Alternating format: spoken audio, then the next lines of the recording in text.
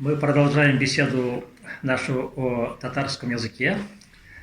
И сейчас нам предстоит поговорить о национальном литературном языке. То есть о том языке, который сформировался в процессе сложения татарской нации. К сожалению, наши сородичи не совсем хорошо представляют этот процесс, каким образом образовался литературный язык современный татарский. И иногда мы можем услышать разные мнения по поводу того, что языки некоторых групп татар являются самостоятельными языками.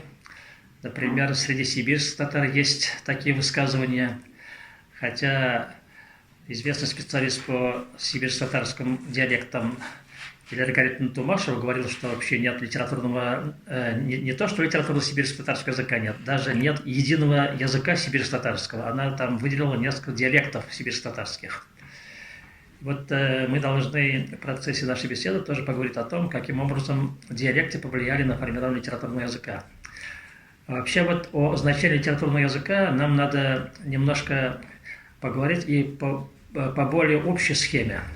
Скажем, я слышал разговор такой о немецком языке, и мне рассказали забавный случай.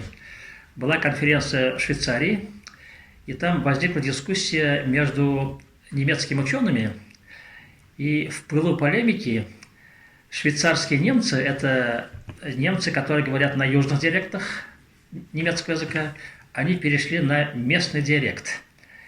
И немцы, которые приехали из Берлина, которые являются носителями литературного языка, но на народно-разговорном уровне у них диалект северонемецкий, вообще перестали понимать язык своих южных сородичей. Оказывается, немецкие диалекты, народно-разговорный язык двух зон, севера и юга, вообще фактически представляют разные языки, и их понять трудно. И немцы объединяют только вот литературную форму языка, она понятна всем. И говорят, что точно такая же проблема существует и у китайцев. Северные китайские диалекты и южные непонятны друг другу. И вот из-за того, что существует литературный язык, они на этом литературном языке понимают друг друга. Вот, иероглифический состав тоже общий. И из-за этого как бы возникает вот литературный язык единый. Я думаю, что вот такие вещи полезно держать в голове, когда мы говорим о литературном языке. Но речь идет, как я уже сказал, о современном татарском литературном языке. Вот, пожалуйста, немножко ознакомьте наших слушателей, как формировался современный татарский литературный язык. Ну, наверное, разговор нам следует начать с того, что такое национальный язык. Национальный язык в целом это социально-историческая категория, которая обозначает язык, при помощи которого происходит общение определенного народа. И национальный язык, он имеет две формы, это устную и письменную. Как понятно из названия этого термина, национальный язык, он формируется вместе с образованием непосредственно нации. И уже касательно татарского национального языка можно утверждать, что формирование татарской нации приходится к концу XIX, началу XX веков. К этому периоду как раз складывается и татарский национальный язык. Но национальный язык, он, как уже было сказано, является наивысшей ступенью развития любого языка, и что в первую очередь определяется наличием национального литературного языка. Кроме этого, следует отметить, что в состав национального языка входят диалекты, просторечия, и уместно говорить также о наличии жаргонов. То есть кухонный язык тоже является национальным языком, да?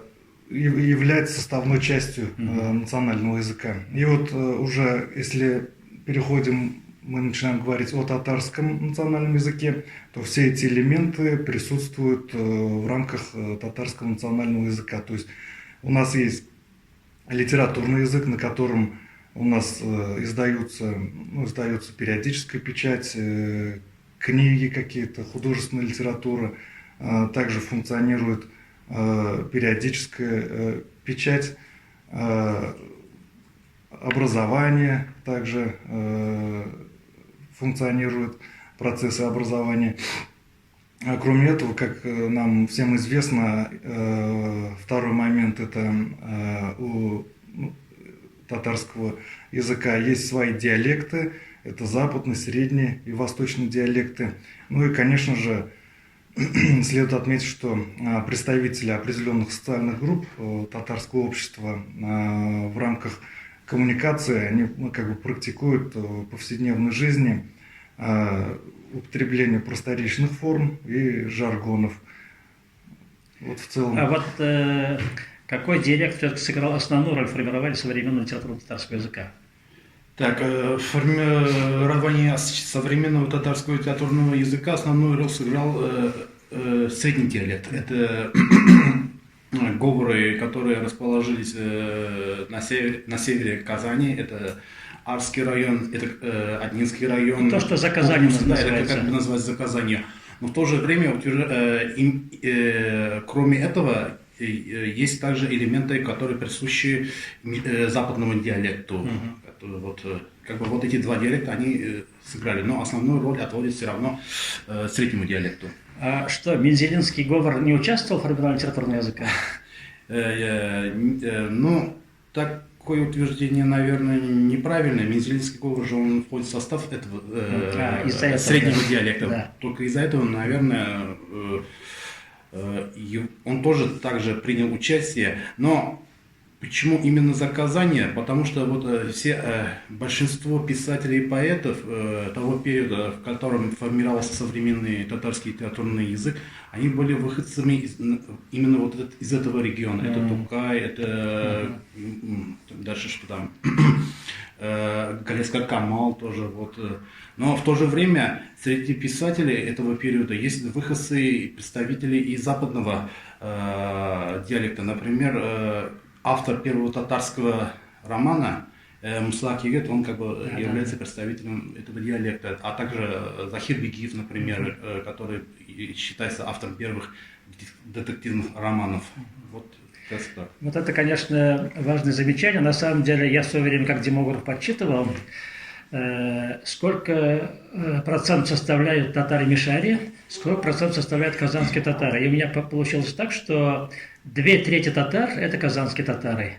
И вот из-за того, что казанские татары были многочисленной группой и компактно расселенной, их диалект фактически и сыграл основную роль в формировании литературного языка. Но я думаю, что это нормальное такое общеисторическое явление, и потом важную роль сыграли и как вы сказали, участие интеллектуалов из этих групп формирования литературного языка, а также я думаю, что важную роль играло и наличие городских центров. Вот в Казани уже, скажем, к концу XIX века была значительная по группе часть татар городских, они вели активную культурную жизнь. Но хотя мы знаем, что точно такие же культурные центры были в Уфе, в Астрахани, то есть это не в одном центре формировалась литературная форма, потому что везде выходили газеты, журналы. Мы знаем, что до революции в 10-х годах одновременно могло выходить до 100 журналов и газет татарских. Они, конечно, иногда закрывались, но новые возникали. Но 20 изданий точно постоянно выходили. Вот это как раз такая мощная подпитка литературной формы языка. И потом надо иметь в виду, что новые явления возникли. Вот, скажем, такая вроде простая вещь, возникли театры. Но театр ведь он должен каким-то образом, когда актер выступает, он должен использовать общепонятный язык. И, конечно, литературная форма неизбежна в таких ситуациях. Да. Я правильно рассуждаю, нет? Да. Вот долгое время в старотатарском литературном языке употреблялись иноязычные элементы, арабские, персидские формы, а также чагатайские, османско-турецкие элементы. Вот это привело к тому, что литературная форма, письменная литературная форма, она в определенной степени отдалилась от народного разговорного языка. Вот в конце 19-го, начале 20 века, это, как уже сказал мой коллега, это время как бы образования татарской нации, и в то же время это время образования татарского национального языка и современного татарского национального литературного языка. Вот в это время писатели и поэты, чтобы привлечь внимание более широкого круга общественности, они начали писать в своих произведениях, употреблять вот этот понятный всем общенародный разговорный язык. И как бы постепенно отходить от этих письменных традиций, форм и норм. И в этой как бы ситуации как бы складывался вот современный литературный язык. Да, вот сейчас применительно к Европе даже есть вот такие исследования, которые говорят о том, что литературный язык формировался в том числе из-за того, что возникли массовые армии. Регулярная армия возникла, солдат призывали на службу. Надо же команды отдавать на каком-то общепонятном языке, да. Хотя везде были свои локальные говоры, различающиеся, а вот для армии язык понадобился. И вот этот фактор оказался тоже важным для Европы.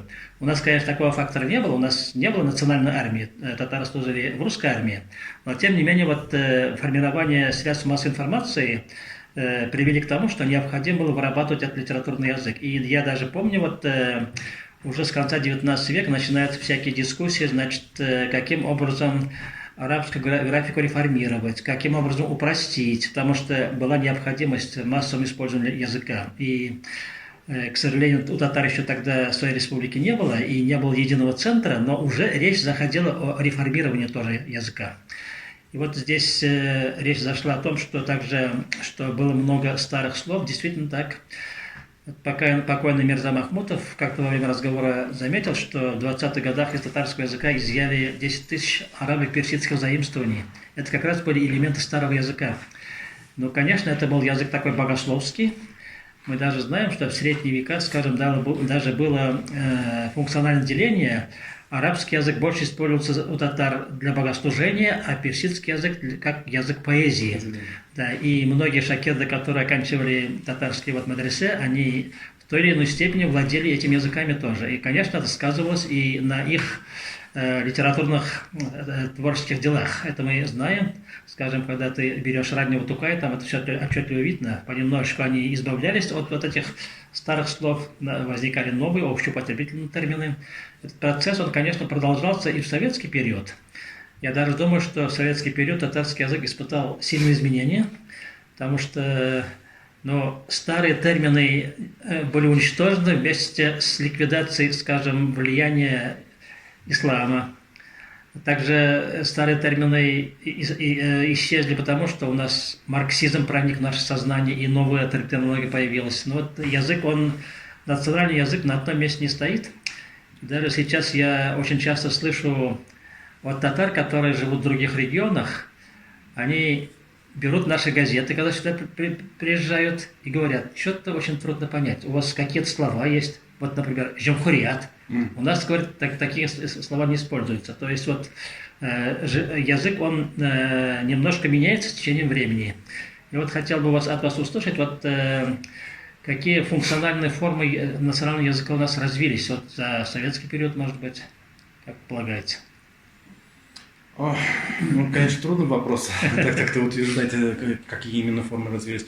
Но литературный язык, он все-таки не стоял на одном месте, он все-таки как отражение тех общественных изменений, которые происходили там извне, он все это отражая, все равно двигался вперед. Наверное, добавить, может быть, по языку периодической печати начала 20 века я могу на основании материалов фактических могу подтвердить слова моего коллеги о едином каком-то литературном языке татарском, который, несмотря на географическое расположение, где проживали татары, он был основан на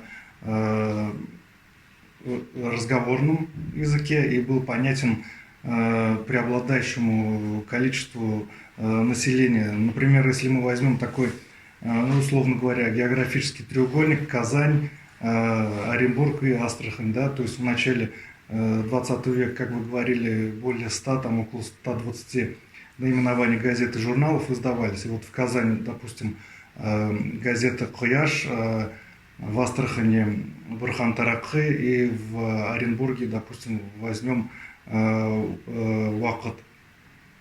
И получается, несмотря на то, что вот из-за регионального такого принадлежности языки этих газет в какой-то степени на лексическом, там, на морфологическом особенном уровне есть какие-то отличия. Допустим, газет «Бурхан Таракхы» — это у нас Астрахань, там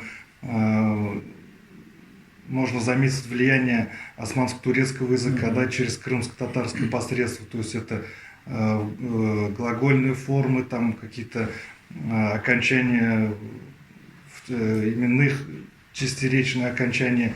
Но, несмотря на это, в основном основа этого языка, она как бы всем понятна, это кыпчакские формы, понятны для широких масс.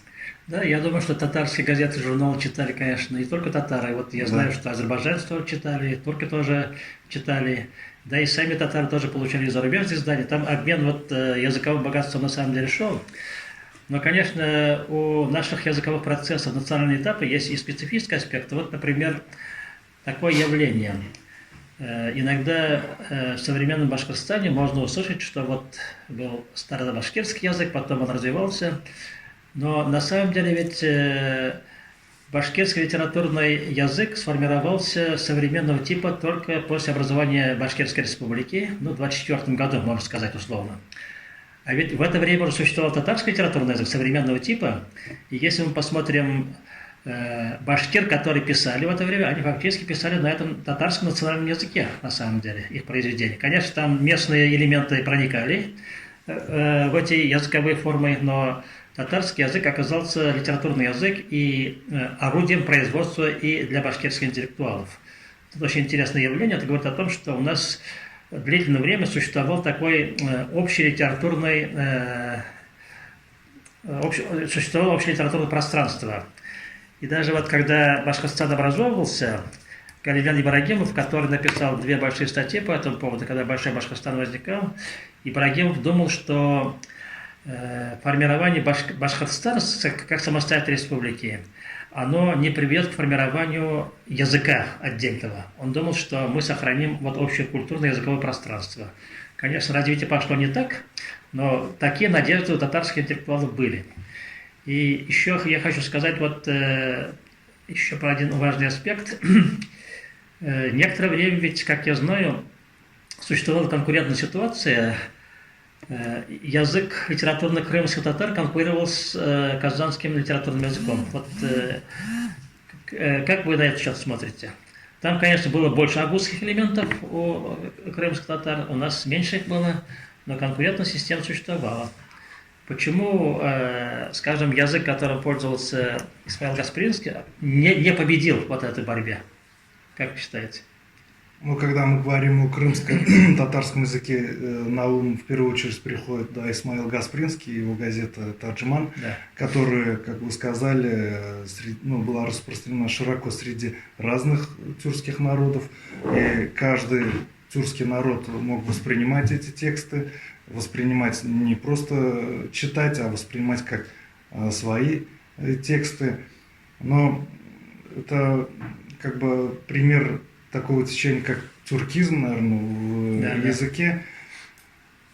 Ну, наверное, в политическом, общественно-политическом, в результате факторов общественно-политических, там то же самое, ну, как пример, как один из факторов, это начало 20 века, первая революция, рост национального самосознания, и как результат у народов растет национальное самосознание, и они понимают, что они существуют и могут существовать в качестве отдельной нации, там мечты о независимых государствах, наверное, какие-то. И все это, конечно же, в конечном итоге привело к такому, сказать, краху теории тюркизма, и поэтому ну, возникают уже другие течения в языке. Да, я с вами согласен. Я даже думаю, что вот почему крымско-татарский вариант не прошел.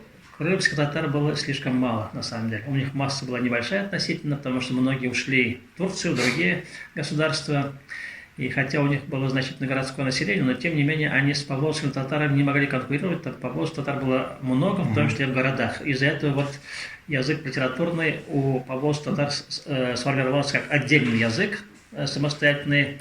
И надо вот тоже понимать, что татарский язык уже к началу 20 века был весьма развитым, и в том числе большую роль сыграла издательская деятельность татар. Вот в свое время татарский ученый Абрар Каримуллин, покойный уже, он подсчитал, что до революции татары успели издать 15 тысяч наименований книг общим тиражом 45 миллионов экземпляров. Это огромное число.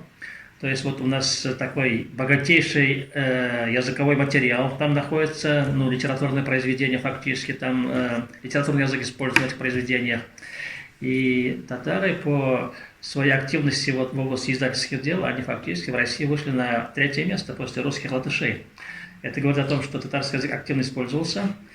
И я даже вот в свое время читал интересную одну работу английского автора, Страус, по-моему, фамилия у него была.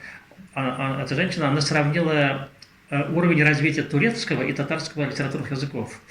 И пришла к выводу, что по терминологии татары обгоняли даже турок. У нас была богатая терминология для разных отраслей. Это говорит о том, что татарский язык был одним из развитых тюркских языков, который вот формировалась новые литературные национальные формы, но обладая и старым наследием, и вот новые формы тоже быстро развивались. И в советский период, на самом деле, татары имели некоторые возможности еще сохранить свои языки, потому что мы знаем, что в 20-30-х годах татарский язык литературный активно использовался в школьном деле, потому что национальные школы существовали в большом числе. Вот, к сожалению, дальше там дела пошли не так, и начиная с 50-х годов татарский язык начал понемножку вытесняться из сферы образования. И, конечно, из-за этого наш язык немножко потерял свое функциональное поле.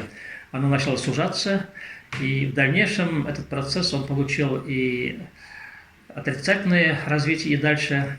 Хотя я бы не сказал, что татарский язык полностью был вытеснен, этого нет, потому что в Республике Татарстан особенно было много возможностей для сохранения языка. Вот театры многочисленные, концертные группы там, а потом разные институты, которые поддерживали татарский язык.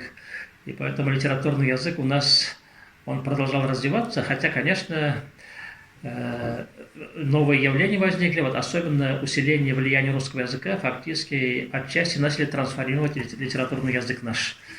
К сожалению, вот я сейчас вижу, даже наши дикторы, которые работают на телевидении, очень часто не совсем правильную форму употребляют. Вот никак не могут выговорить букву «х», там русская форма, потому что оказывает влияние. Но сейчас вот, завершая данную тему, я хочу сказать, что татарский литературный язык относится к одному из развитых языков. У нас большое культурное наследие, и поэтому мы этот язык должны как можно больше развивать. И базой такого развития, конечно, является вот существование Республики Татарстан. Здесь у нас есть максимальные возможности для сохранения литературного языка в полной форме.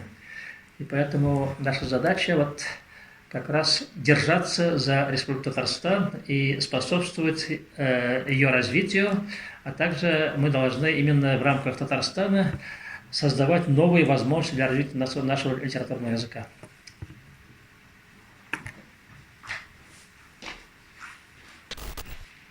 Сколько минут? Минут 20. Отлично. Тамам, да, все. Булдыво. Ну, этого достаточно.